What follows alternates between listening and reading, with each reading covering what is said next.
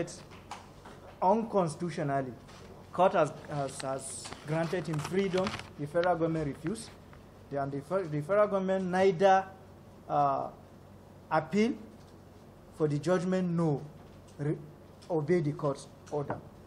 So they keep him here in Abuja for a very long period of time when people keep on calling for his freedom, that the government should obey the court order, obey court order, obey court order. The government feels it cannot obey the court order, then it went ahead to fabricate another case.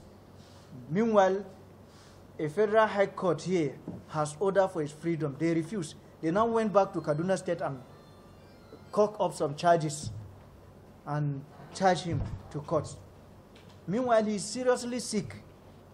Almost everybody is aware that Sheikh Zakzaky has been poisoned by the authorities that are keeping him in their custody. And they refused him medication.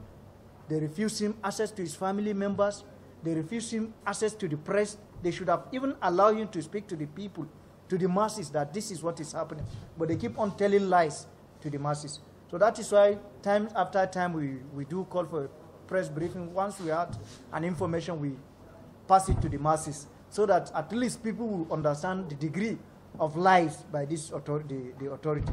And these days, things has been happening within the nation. There is even a break-off of prison, some places which, if we sit down and follow it, we believe that there is a sinister motive behind the break of prison yards. So in Kaduna, on Saturday, something happened. On Sunday night, people have been calling. Some politicians, some people within the government have been calling the only surviving son of the Sheikh, that they had an information that the Sheikh is dead. They were trying to confirm. Then in the following morning, he has to call the prison. Even them, they call him that this is what they had, but the Sheikh is alive. You should come and see him. He went there and he saw him.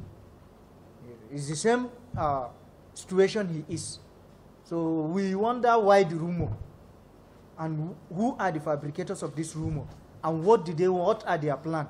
So that is why with this, the fact that his son went to see him, he saws his condition, and people need to be informed of what is happening. So it's another reason for the conference is to tell the masses the situation, the health status of the Sheikh.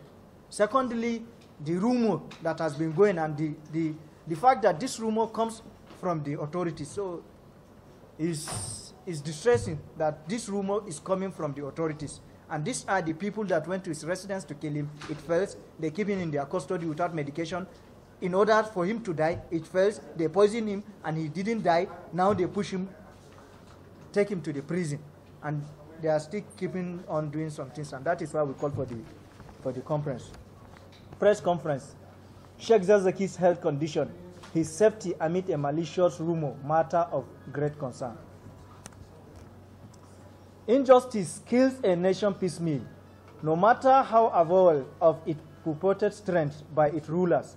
It makes a nation look like a shadow of itself, losing ground against what is more of a Frankenstein's monster than ordinary crooks whose outlawries had made folk heroes.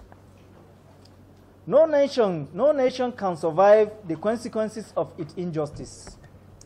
A nation whose injustice encroachment leads its power that are to monger rumors merely dance on the edge of a precipice.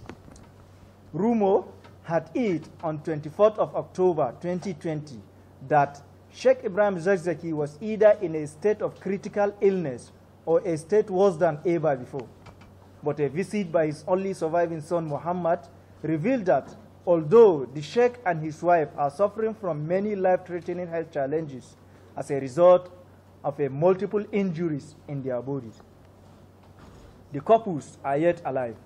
After all, proper medical attention is what they need in earnest, not virulent rumor mongering, which is bad and unacceptable, particularly when spread by those in authority, those that are willing to kill him. Though veracity of the rumor proved totally unfounded, it must have been peddled by evil and violence merchants for a malicious and mischievous purpose. for there is no smoke without fire. In this country of ours, those in power corridors have been found wanting time and again. They can even stretch or float laws of the land to achieve something that levels a lot to be desired. The current health condition of Sheikh Zakzaky and his wife is seriously causing distress and worry. It is worth public attention as it continues to deteriorate. In defiance of court's orders, they continue to hold the couple without the required medical or surgical treatment. On 24th February 2020, Kaduna High Court affirmed that the couple were unfit to stand trial. So, an order was given by Justice Gideon Kurada, directing the officials of the Central Prison in Kaduna to grant them access to their doctors, but all to little or no avail, in disregard for laws and conventions. The Buhari regime ignores the Federal High Court judgment delivered by Justice Gabriel Kolaole on 2nd December 2016 to release the couple. Sheikh Zakzaky is being affected by progressive glaucoma, cervical spondylosis, and up to 55 bullet fragments with excessive lead and cadmium poisoning in his body. He has been suffering from sleep disorder, recurrent spiking hypertension, recurrent episode of stroke, and just few months ago, his cardiac ischemia and ventricular hypertrophy were found to deteriorate. He is now even requiring cardiac catheterization, thereby making him far more unfit to stand trial. We are not only concerned about the deteriorating health condition of the couples, but also the source of the rumor and what its fabricators had planned to achieve. It must be made very clear that it has raised concern over the safety of Sheikh Zakzaky. It even seems to be premeditated to either cause unrest or exploit the current situation in the country. Yes, this is nothing but a willful attempt to disturb the remnant of peace that still keep in the country together through their sowing of seed of confusion and chaos. Another issue of concern is the 24-hour curfew imposed in Kaduna State due to some people's looting of palliative foodstuff in the Chikun and Kaduna South local government areas. Instead of the state government to provide adequate security that will protect life and properties in the affected local government areas, a curfew has been imposed on the whole state, adding salt to the injuries of hardship to the people of Kaduna State. We fear the curfew may have been imposed to aid fabricators of the rumor to achieve their sinister motive. Considering this development, we wish to make it clear that General Muhammadu Buhari retired, along with his stooges, will be held responsible for whatever happened to our leader, Sheikh Ibrahim Zakzaky. Let me repeat myself. Whatever, in any sense, whatever happened to our leader, Sheikh Ibrahim Zakzaky, Buhari and his accomplices should be held responsible.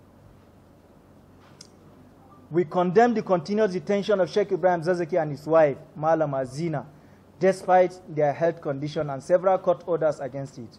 We will continue to protest, demanding the immediate and unconditional release of our leader, Sheikh Zakzaky, until the government respect itself, respect the law of the land, respect humanity, and free them unconditionally.